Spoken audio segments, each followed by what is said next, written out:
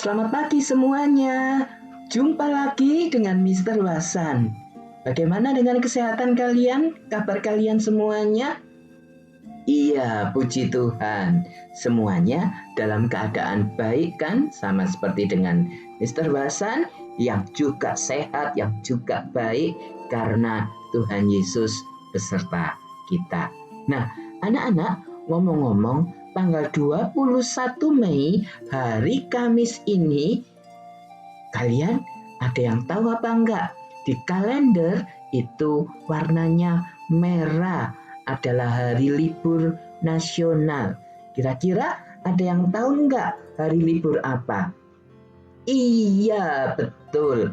Ada yang sudah tahu kalau tanggal 21 Mei 2020 ini adalah hari libur nasional untuk Tuhan Yesus naik ke surga. Kita merayakan, bahkan seluruh dunia mengakui bahwa Tuhan Yesus itu naik ke surga. Tidak ada seorang pun pengajar di dalam agama apapun yang mengakui bahwa Tuhannya itu naik ke surga selain Tuhan Yesus. Nah, bagaimana ceritanya? Ceritanya begini. Kita lihat bersama dari Matius 28 dan di ayat yang terakhir, ayat 20 itu nanti yang jadi perhatian kita. Matius 28 ayat yang ke-20. Anak-anak bisa juga baca atau minta tolong orang tua kalian, papa mama kalian untuk membacakannya di rumah, seluruhnya di Matius 28. Nah, anak-anak, kita tahu semuanya bahwa Tuhan Yesus itu telah mati di atas kayu salib, menderita untuk menanggung, untuk menggantikan kita semua orang-orang berdosa, dan Tuhan Yesus rela mati di atas kayu salib untuk menebus dosa manusia. Dan waktu itu hari Jumat Tuhan Yesus akhirnya mati. Namun Tuhan Yesus apakah mati terus? Enggak. Ketika Tuhan Yesus sudah dikuburkan di dalam 3 hari, hari Jumat mati, kemudian hari Minggunya ternyata Tuhan Yesus bangkit. Tuhan Yesus yang tadinya ada di dalam kubur, ternyata malaikat Tuhan menggulingkan batu yang menutup kuburnya Tuhan Yesus, dan Tuhan Yesus bangkit. Yes, Tuhan Yesus memenangkan atas maut. Tuhan Yesus telah bangkit. Tuhan kita bukan Tuhan yang mati. Tuhan Yesus adalah Tuhan yang bangkit. Pada hari yang ketiga setelah mati, dia bangkit. Nah, anak-anak, setelah bangkit inilah Tuhan Yesus menampakkan, melihatkan dirinya kepada banyak orang. Alkitab mencatat ada begitu banyak Tuhan Yesus ini menampakkan, melihatkan dirinya. Ada yang secara pribadi hanya 1 orang, ada yang beberapa orang, atau bahkan ada yang begitu banyak kelompok orang. Nah, salah satunya selama 40 hari Tuhan Yesus masih ada di bumi, masih ada di dunia ini. Tuhan Yesus itu salah satunya menampakkan diri kepada 11 murid Tuhan Yesus. Kenapa kok 11? Karena Yudas Iskariot sudah meninggal. Jadi ini yang 11 murid yang masih hidup, yang ada. Nah, Tuhan Yesus waktu itu tiba-tiba muncul di rumah ketika para murid ini sedang ngobrol di dalam rumah. Tiba-tiba Tuhan Yesus ada di sana. Dan Tuhan Yesus mengatakan, damai sejahtera bagi kamu sekalian. Apa maksudnya anak-anak? Karena maksudnya adalah Tuhan Yesus itu sudah bangkit. Tuhan Yesus itu membawakan damai sejahtera, membawakan suatu sukacita, karena Tuhan Yesus adalah Tuhan yang bangkit. Nah, anak-anak, ketika selama 40 hari itulah, pada hari yang ke-40 setelah Tuhan Yesus bangkit, maka Tuhan Yesus mengajak para muridnya untuk pergi ke sebuah bukit Zaitun. Nah, bukit Zaitun ini ada yang mengatakannya di berbagai gitu ya, ada yang mengatakannya di Betania, di Galilea, di Yerusalem. Semuanya benar karena itu memang kota-kota yang berdekatan semuanya, dan Tuhan Yesus waktu itu mengajak mereka ke sebuah bukit Zaitun. Di sana Tuhan Yesus mengatakan kepada murid-muridnya. Tuhan Yesus mengatakan begini, kepadaku telah diberikan segala kuasa, di mana? Di sorga dan di bumi. Kemudian Tuhan Yesus berpesan kepada semua muridnya itu, pergilah, jadikanlah semua bangsa muridku dan baptislah mereka di dalam nama Bapa dan Anak dan Roh Kudus. Dan ajarlah mereka melakukan segala sesuatu yang telah kuperintahkan kepadamu. Dan ketahuilah, aku, maksudnya Tuhan Yesus, menyertai kamu senantiasa sampai kepada akhir zaman. Nah, anak-anak, Tuhan Yesus memerintahkan murid-muridnya untuk memberitakan Injil, untuk menjadikan semua bangsa murid-muridnya Tuhan Yesus. Perintah itu juga termasuk perintah kepada kita untuk menjadikan semua orang muridnya Tuhan, menjadikan semua orang-orang yang percaya kepada Tuhan Yesus.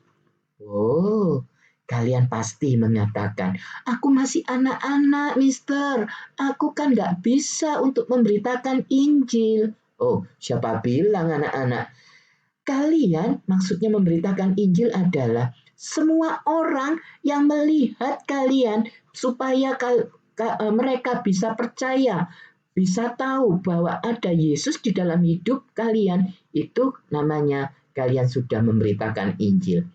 Kalian dengan seringkali membaca Alkitab, seringkali berdoa, seringkali pergi ke sekolah minggu, sehingga orang lain melihat kamu adalah orang Kristen, itu adalah kesaksian, dan orang akan percaya kepada Yesus Kristus bahwa kamu adalah orang Kristen.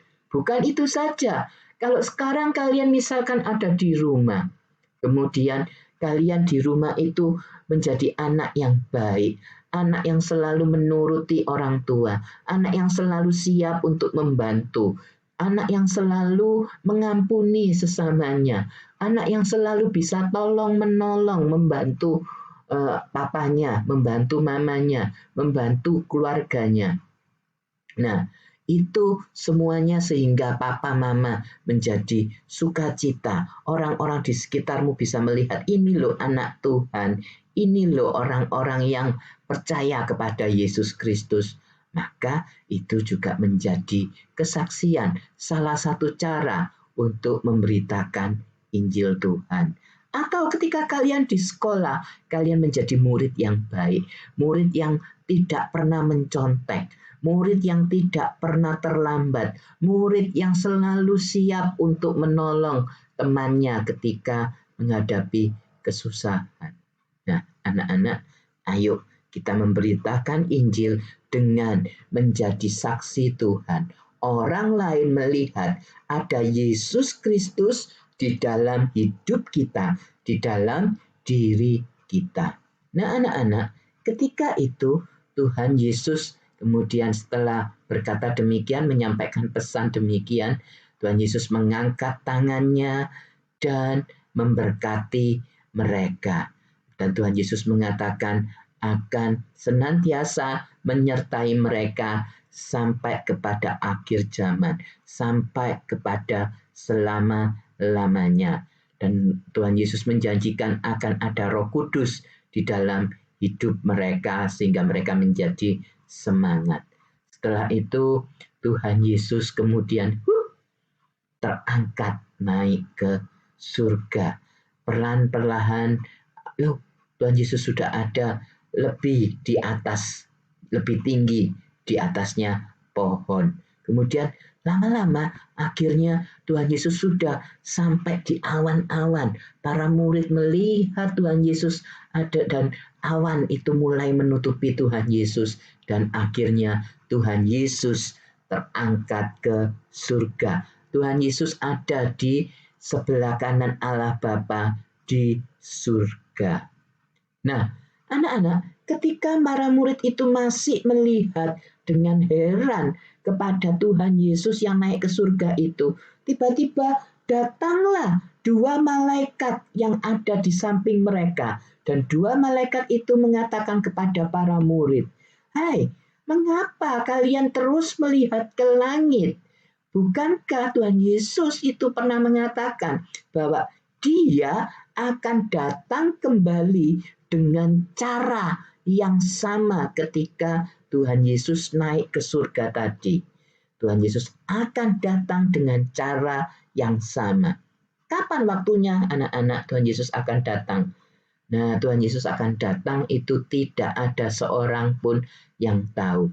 Tetapi pada waktu itu kita yang ada di bumi ini, kita yang percaya kepada Tuhan Yesus, baik kita yang masih hidup maupun kita yang sudah mati pada saat itu, kita akan dibawa masuk ke dalam kerajaan surga. Nah, akhirnya para murid itu kemudian meninggalkan tempat tadi itu dengan penuh sukacita. Mereka akhirnya terus melakukan apa yang Tuhan ingin mereka lakukan, yaitu memberitakan Injil. Memberitakan Injil bagi kita sama, yaitu orang lain bisa melihat ada Tuhan Yesus di dalam diri kita. Itulah kita bisa menyatakan, memberitakan Injil. Dengan apa? Dengan baca Alkitab, dengan selalu berdoa, dengan selalu pergi ke gereja, beribadah, ke sekolah minggu, dengan saling mengampuni, saling bisa tolong menolong, mengasihi teman-teman kita, membantu menolong orang-orang yang sedang membutuhkan pertolongan kita. Dan penting adalah orang lain bisa melihat ada Tuhan Yesus di dalam hidup kita. Dan ada janji penyertaan Tuhan akan menyertai kita sampai kepada akhir zaman. Itu merupakan ayat hafalan kita, Matius 28 ayat yang ke-20. Aku menyertai kamu senantiasa sampai kepada akhir zaman. Oke, selesai sudah cerita firman Tuhan pada pagi hari ini.